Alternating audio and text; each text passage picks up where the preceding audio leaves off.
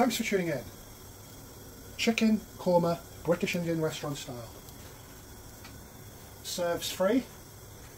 Quantities of ingredients in the video description. First of all, I'm going to add some vegetable oil. That's nice and hot already. Next, some nice chunky pieces of chicken breast.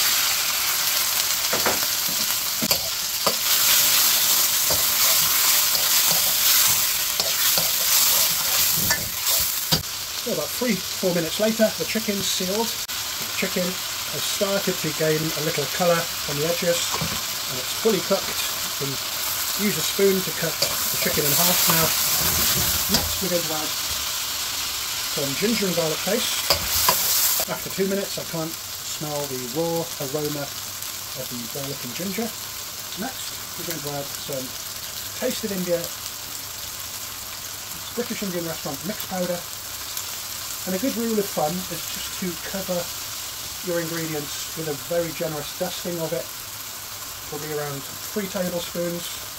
Oh, and that aroma is really, really nice. Just going to fry those spices off, and before we do, because this is a korma, we want it nice and yellow, we're going to add like 2 teaspoons of turmeric powder. So the spices have caught around the sides. Next we're going to add some Pasatta, as you can see, just enough to loosen everything up and scrape all that good stuff from the side of the wok.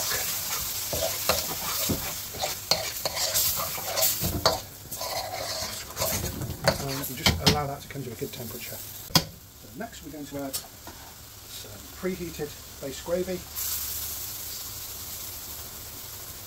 2 ladles, so about 300 mils. Incorporate the ingredients. Scrape all that good stuff from around the pan back into the sauce.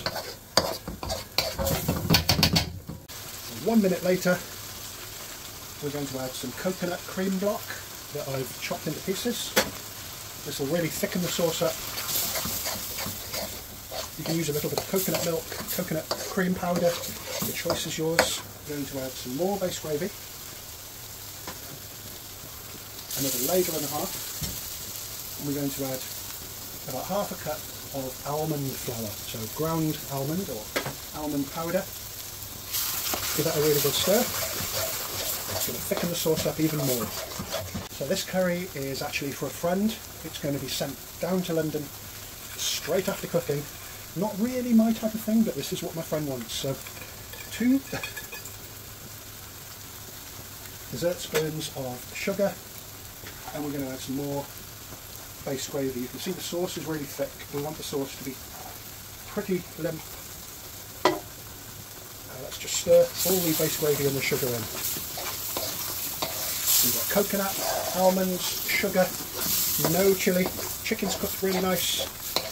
Everything is cooked away very nicely. The sauce is really quite thick, as you can see. It's moving. Just going to give it a good stir. And next, a generous amount of cream to loosen the sauce up and to really bring that yellow colour out. I'm using single cream, quite a generous amount. Let's give that a stir. Add it gradually. You want it nice and loose. Now our korma is really starting to take shape. And let's have a little bit of respect for people's taste buds. Let's add some Taste of India Garam masala to pack even more flavour in. So that's come to a really good temperature. I've just checked it for salt because we added the salt in the beginning to season the chicken. The salt is just right. It's really balanced the flavours and the spices out. We're getting a skin on the top to show it's nice, rich, indulgent curry, and I'm just going to turn that off, allow it to relax. And I must say, this is the British Indian restaurant korma. Korma is spelt with a Q in South Asia, and it's a Muslim dish, and it's nothing like this. You know, usually chicken on the bone with a little bit of yogurt. Absolutely no comparison.